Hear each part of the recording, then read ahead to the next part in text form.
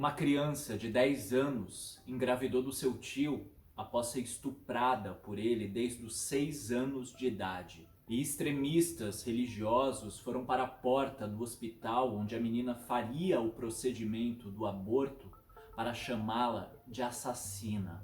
Uma criança, 10 anos, estuprada, violentada pelo seu tio desde os 6 anos de idade. E a maior vítima dessa história é julgada e violentada mais uma vez por um Estado omisso e uma sociedade doente.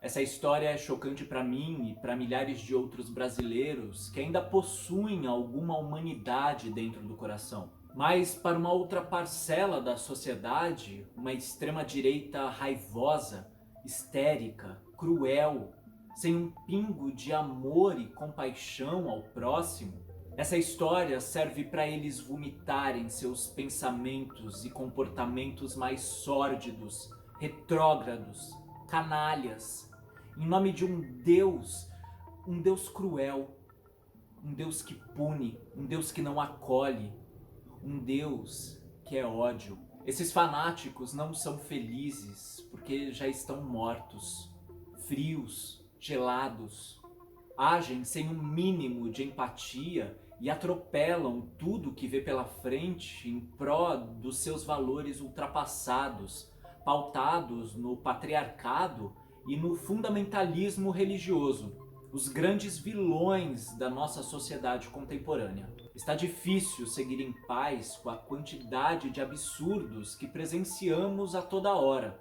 As pessoas estão enlouquecendo e perdendo completamente o senso de respeito ao próximo. Essas pessoas estão esquecendo que ainda vivemos num país democrático e que a nossa Constituição prevê que o Estado deve ser laico. Nós estamos num momento crucial de defesa e enfrentamento pelo direito à liberdade dos corpos. E eu, como homem, eu preciso me aliar à luta das mulheres pela descriminalização do aborto. Não opinar. Nós não temos esse direito e nem é o nosso lugar de fala para opinar sobre o corpo de ninguém.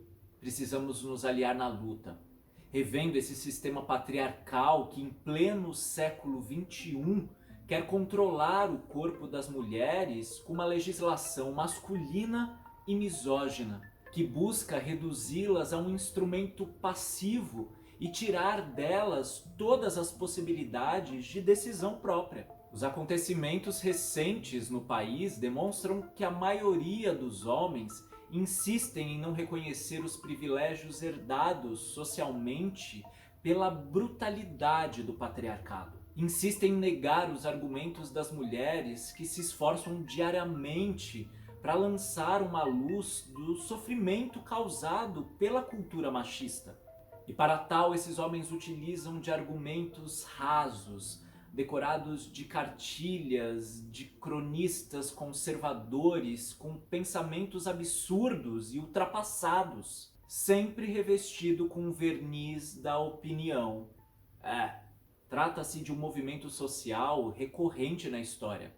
A legislação patriarcal sobre o corpo feminino. Um conjunto de normas e leis que, se não são constitucionais, são religiosos, são culturais e dizem respeito ao modus operandi de determinado grupo. As mulheres que não obedecem aos padrões impostos por uma sociedade legislada por homens têm os seus direitos negados. E não importa o que ocorreu contra ela. Ao se colocar contra esse padrão, a mulher irá se deparar com um vasto acervo de deslegitimação do seu comportamento, dos seus posicionamentos, da sua versão acerca de um fato e, sobretudo, de seu modo de experienciar o próprio corpo. E aí está um ponto central do controle patriarcal: legislar sobre o corpo feminino. A legislação brasileira sobre o aborto é de 1940, quando o Código Penal não pune o aborto em 2 casos apenas: risco de vida para a mãe e gravidez resultante de estupro em qualquer termo da gestação. Em 2012, o STF, provocado pela Confederação Nacional dos Trabalhadores em Saúde, assegurou também o aborto em casos de fetos anencéfalos.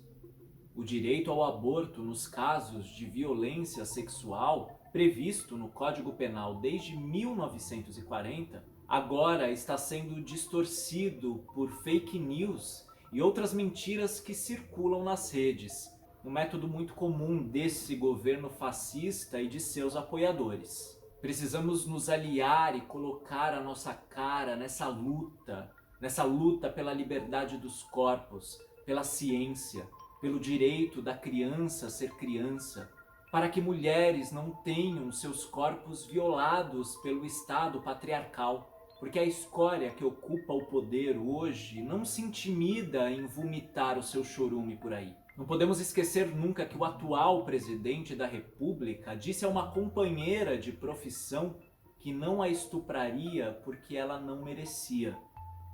E esse pensamento perpetua para os seus seguidores que o auto-intitulam mito. Quanto mais misógino, ignorante e violento ele se mostra, mais ele torna-se símbolo mitológico de uma masculinidade predatória e arcaica que repete padrões de comportamento querendo frear a roda da história. Cabe a nós se unirem ao coro das mulheres sem excluir as suas vozes. Cabe desconstruir gestos que herdamos e que nos alicerçam. Cabe a nós perceber nos atos corriqueiros a nossa tendência aprendida a diminuir ou dominar uma mulher. Cabe a nós também se libertar do machismo que nos oprime, nos embrutece, nos obriga a ter uma visão de mundo violenta e uma validação social pautada pela dominação do outro. Gente, não parece, mas estamos no século XXI. Melhorem. Boa semana, para quem conseguir.